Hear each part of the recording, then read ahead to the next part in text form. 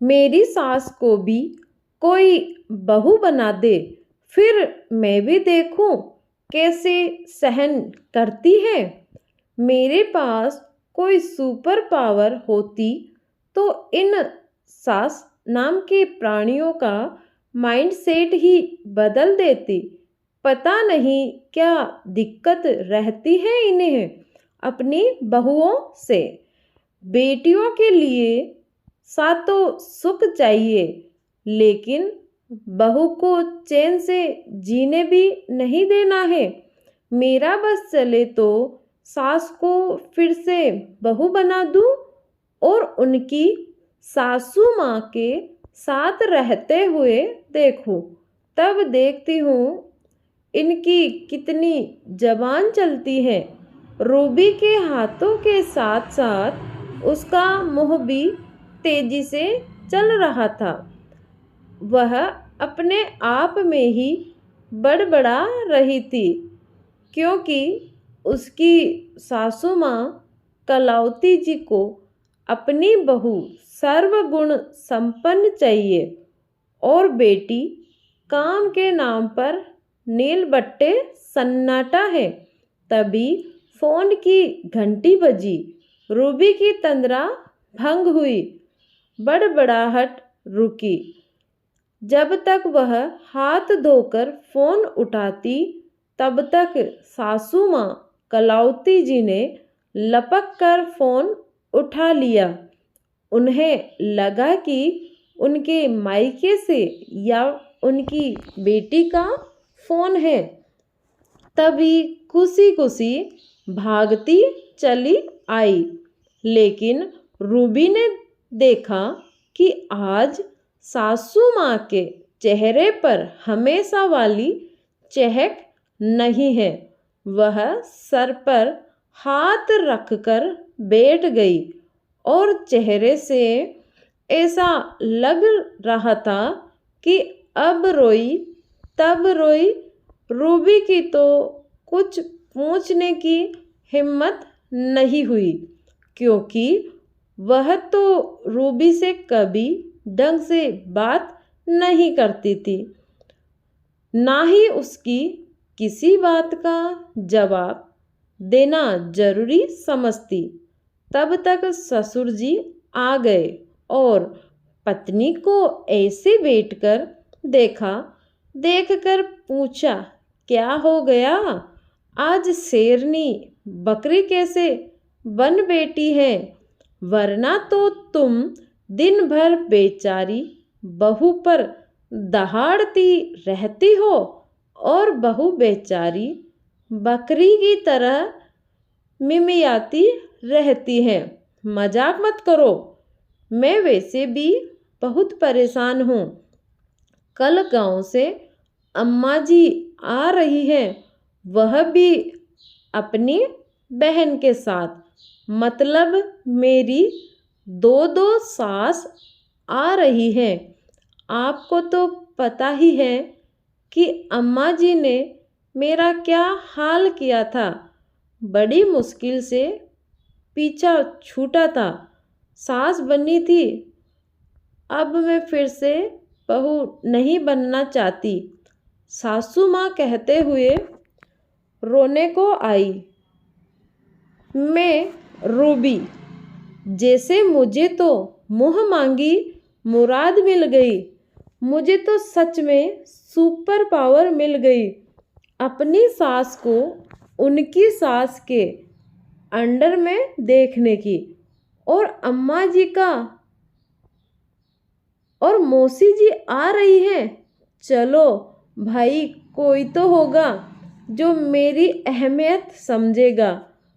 अब तो मैं भी अपनी अम्मा का पल्लू पकड़कर उनके आगे पीछे घूम लूँगा, जैसे तुम्हारा लाडला घूमता है। उठो और जल्दी उनके आने की तैयारी करो। दूसरे दिन सुबह सुबह दादी जी और मासी दादी अपने सामान के साथ घर के आंगन में मौजूद थे। ससुर जी गाड़ी से जाकर अपनी माँ और मासी को ले आए थे। रूबी को तो सुबह जल्दी उठने की आदत थी, इसीलिए वह नहा धोकर तैयार थी। उसने फटाफट नाश्ते की तैयारी कर ली थी। लेकिन सासू माँ, जिन्होंने रूबी के आने के बाद घर के कामों से संन्यास ले लिया था, वह अभी तक घोड़े बेचकर सो रही थी। रूबी को तो सुबह 5 बजे उठने का आदेश था। रूबी ने सबसे पहले घूंघट लेकर दोनों लोगों के चरण स्पर्श किए और जल्दी से पानी मीठा ले आई। दादी और मासी दादी दोनों रूबी से बहुत खुश रहती थी। आखिर उनकी लाडली पोता बहू थी। दोनों ने रूबी को ढेर सारा आशीर्वाद दिया और पूछा, बहू, तुम्हारी सास यानी हमारी बहू कहाँ है, या फिर अभी तक सो रही है? नहीं उठी अम्मा, अब वह खुद सास बन गई है, अपनी बहू पर हुक्म चलाती है। अब उसे कोई काम करने की या जल्दी उठने की क्या ज़रूरत है? कह तो ऐसे रहा है जैसे बहू बनकर तो उसने सारे काम संभाले हुए थे और सुबह 4 बजे ही उठ जाती थी। यह तो तुम्हारी पत्नी मरे किस्मत में राजयोग लिखवा कर आई है। उसने बहू बनकर भी आराम किया और सास बनकर भी आराम कर रही है। जब बिहा कर आई तो तुम्हारी नौकरी की वजह से तुम्हारे साथ चली आई और उसे हमारे साथ रहने का और काम करने का तो मौका ही कब मिला। चलो अब कुछ दिन साथ रहकर सारी कसर निकाल लेंगे। दोनों बहनें समवेत स्वर में कहा। तब तक देखा कि सासू माँ सर पर पल्लू रखे भागते चली आ रही हैं। आज स्लीवलेस गाउन गायब था। आज आपने दोनों सासों की वजह से साड़ी पहनकर आई थी। आते ही पति ने व्यंग्य कसा, अरे कलावती, आज तुमने साड़ी पहन ली। तुम तो हमेशा वह स्लीवलेस गाउन पहनती थी। बहू, हद है, तुम बुढ़ापे में स्लीवलेस गाउन पहनती हो और हमारी नई नवेली पोता बहू बेचारी भरी गर्मियों में भारी भरकम साड़ियाँ पहनती हैं, सर पर पल्लू रखती हैं। अब जब तक हम यहाँ हैं गाउन दिखने नहीं चाहिए। आज तक तुम्हारे हाथों का बना खाना हमने बहुत कम ही खाया है। अब जब तक हम यहाँ हैं खाना नाश्ता सब तुम्हारे हाथों का ही खाएंगे। तुम अपनी बहू पर बहुत हुक्म चलाती हो, अब थोड़ा मौका तो हमें भी दो अपनी बहू पर हुक्म चलाने का दो। बहू को अपने इशारों पर नचाने का सुख हमें भी मिलना चाहिए। दोनों बहनों ने आपस में एक दूसरे का हाथ दबाया। रूबी और सास और ससुर जी को तो मुंह मांगी मुराद पूरी हो गई थी, क्योंकि सासू माँ ने अपने कारनामों से बहू और पति दोनों के नाक में दम कर रखा था। बहू रूबी को 1 मिनट से चैन से बैठने नहीं देती। अगर ससुर जी कुछ अपनी बहू के पक्ष में बोल दे तो उनकी शामत आ जाती, और बेटा वह तो माँ भक्त है, जो माँ कह दे वह सब मानता। रूबी बेचारी को गर्मी लगती तो सूट नहीं पहनने देती, और सर से पल्लू गिरना नहीं चाहिए। अपना सूट और गाउन खुद पहनती, वह भी स्लीवलेस। बहू को हर समय काम में लगाए रखती, कभी 1 मिनट के लिए चैन से बैठने नहीं देती। अब रूबी को देखकर बड़ा सुकून मिल रहा है। दादी सास और मासी सास दोनों अपनी पोता बहू को तो पलकों पर बिठा कर रखती, लेकिन अपनी बहू से सारे काम करवाती। उनके सामने उनकी बोलती बंद रहती। अपनी माँ और मासी माँ के सामने ससुर जी के भी भाव बढ़ गए।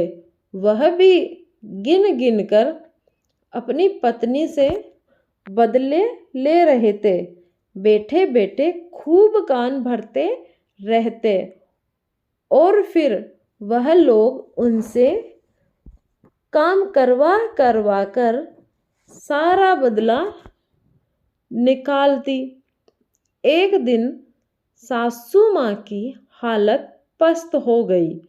वह बीमार पड़ गई, क्योंकि उन्हें इतना काम करने की आदत नहीं थी। तब दादाजी ने दादी जी आकर उनके पास बैठी और बोली, तुमने अपनी बहू का दर्द नहीं समझा, इसीलिए तुम्हें सबक सिखाने हम यहाँ आना पड़ा। हमारे बेटे ने फ़ोन कर तुम्हारा सारा हाल बताया हमें कि तुम किस तरह से हमारी पोता बहू को परेशान करती हो। बहू जिस तरह हमें अपनी बेटियों के लिए सारे सुख चाहिए रहते हैं, उसी तरह बहू भी तो किसी की बेटी है। उसके माता पिता ने कितने अरमानों से उसे ससुराल भेजा है, वह भी तो सुख की हकदार है। तुम 2 दिन में इतने कामों से परेशान हो गई, और बेचारी बहू रोज करती है, उसका भी दर्द समझो, वरना समय आने पर वह तुम्हारा दर्द नहीं समझेगी। वह भी इंसान है, उसके पास कोई सुपर पावर नहीं है जो छड़ी घुमा दोगी और सारे काम हो जाएंगे। दोनों एक दूसरे का दर्द समझोगी तभी साथ में रह पाओगे, वरना तो कब तक रहेगी, वरना वह कब तक सहेगी। माँ जी, मुझे अपनी गलती समझ आ गई। वह बहू कोई सुपर वुमन नहीं होती जो कभी नहीं थकती, वह भी थकती हैं।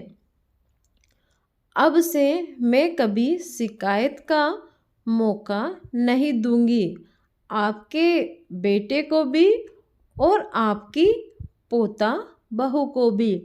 आखिर वह मेरे पति और बहू हैं। फिर ठीक है, हम अपने घर को चलते हैं। यहाँ तो सब ठीक हो गया। ससुर जी अपनी माँ के गले लगकर मुस्कुराने लगे और बोले, अम्मा, जब घी सीधी उंगली से ना निकले तब उंगली टेढ़ी कर लेनी पड़े हैं। रूबी मन ही मन सबको धन्यवाद दे रही हैं। खास ऐसी दादी सास सुपर पावर के रूप में हर पोता बहू के पास होनी चाहिए, जो सासू को फिर से याद दिला सके, क्योंकि सास भी कभी बहू थी। दोस्तों, अगर आज की कहानी आपको अच्छी लगी हो तो आज ही हमारे YouTube चैनल को ज़रूर सब्सक्राइब करें। धन्यवाद।